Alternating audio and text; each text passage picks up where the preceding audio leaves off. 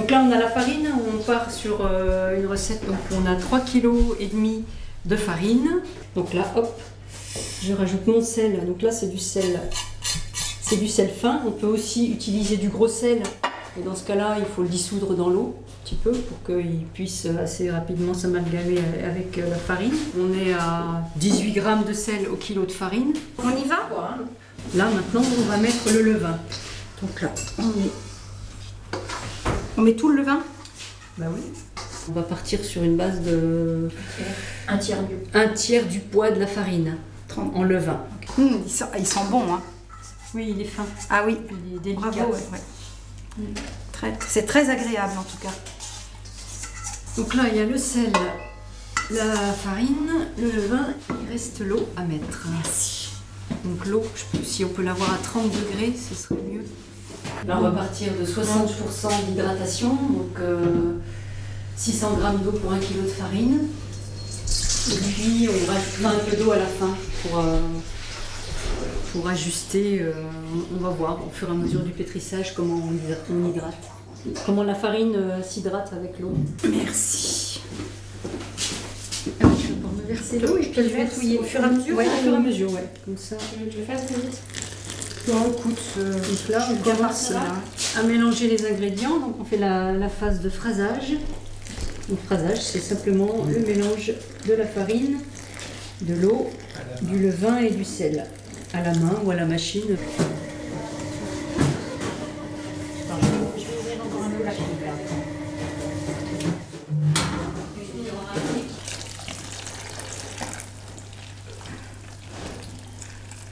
Encore. Au centre. Je te mets tout là? Merci. Oui.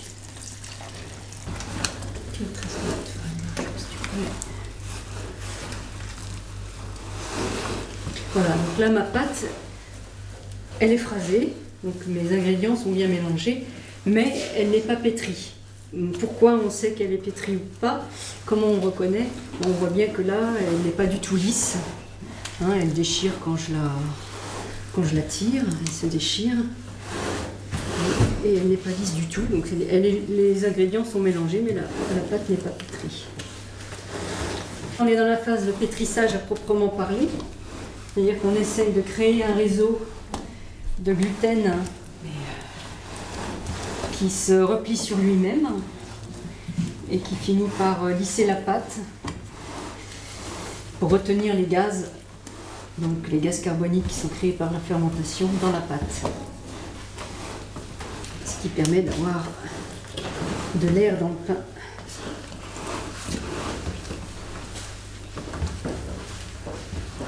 On pétrit jusqu'à ce qu'on considère qu'on a une pâte qui lisse. C'est très variable suivant la qualité des farines. En moyenne, c'est 5-10 minutes. Au terme des 5-10 minutes, on est à peu près bon. Donc là, on voit qu'elle lisse un peu. Elle lisse un peu, mais elle déchire toujours. Alors on a plusieurs solutions. Soit on la laisse reposer, on la reprend régulièrement, soit on continue à la travailler. Si une pâte est trop ferme, donc en fin de pétrissage, on rajoute de l'eau, une fois que la pâte est pétrie. Soit on peut, ce qu'on appelle contre-phraser, c'est-à-dire rajouter de la farine en fin de pétrissage si on voit que la pâte elle est trop liquide, qu'on a mis trop d'eau et qu'elle a du mal à se pétrir. Puisqu'en fait, pétrir, c'est faire en sorte d'avoir un réseau de gluten. Donc le gluten, c'est la protéine qu'il y a dans le blé, hein, qui fait se tenir la pâte comme un voile. Ça, hop, on prend, et puis quand on tire, ça ne déchire pas. Ça fait un voile. C'est que la pâte est bien pétrie et qu'il y a un réseau de gluten qui est constitué. Et le fait de replier la pâte sur elle-même, c'est comme si on repliait un élastique sur lui-même. Et donc au bout d'un moment, on n'arrive plus à tirer l'élastique. Ça crée un réseau, un quadrillage, et c'est de cette façon-là que l'air reste emprisonné dans la pâte. Et que ça permet d'avoir du pain qui gonfle et qui a des alvéoles à l'intérieur. Quand on pétrit de manière mécanique dans un batteur ou dans un pétrin, enfin, sur les variétés anciennes, moi je sais que je pétris très très peu. C'est-à-dire que je vais laisser tourner 3 minutes au maximum sur une vitesse très lente. Donc on y touche à peine en fait. Mais à la main, j'avoue que...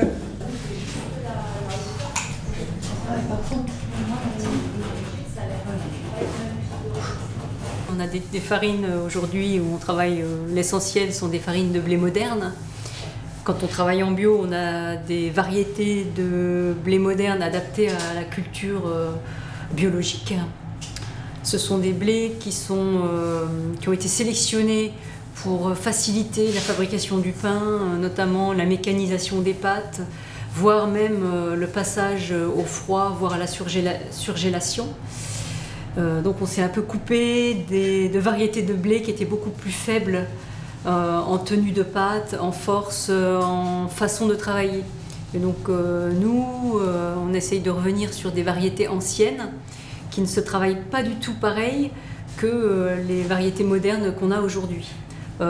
Pour donner un ordre d'idée, un blé moderne, on peut le pétrir pendant une demi-heure, une heure. On peut le pétrir de manière très brutale, c'est-à-dire avec un pétrissage rapide, intensif, où on fait tourner le pétrin assez vite. Alors que les blés anciens, si on les travaille comme ça, on casse toute la structure très rapidement. On est obligé de la travailler sur des pétrissages rapides et très lents.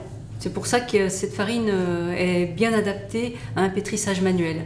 Parce que le pétrissage manuel sur des blés modernes demande énormément d'énergie, que ce soit mécanique ou physique au niveau des mains, parce qu'il faut énormément la pétrir, la replier sur elle-même, la retourner. Or que les blés anciens, la plupart des blés anciens, en tout cas tous ceux que j'ai eu moi à travailler, il faut les pétrir de manière très douce, très lente, et très vigilant à ne pas déstructurer la structure de la pâte par un surpétrissage ou par un pétrissage trop rapide ou trop brutal. Le blé ancien, en moyenne, on le pétrit. Allez, on fait un petit phrasage, donc on mélange les ingrédients et puis après c'est 5 minutes maximum. Grand maximum. Voilà. Moi je n'ai pas jamais ça. Voilà. On peut pétrir la veille, mettre la pâte à pousser tout doucement à une température fraîche, donc 10, 12, 14 degrés, tout doucement dans une chambre ou dans une pièce fraîche. Ça dépend aussi de la quantité de ferment qu'on met. Si on met de la levure, ça va pousser plus vite. Si on met très peu de levure, ça peut pousser très lentement. Si on met beaucoup de levain très actif, ça va pousser rapidement. Si on met un peu de levain très actif, ça va pousser beaucoup plus lentement. Donc ça dépend de l'ensemble des paramètres de préparation de la pâte et également de la température.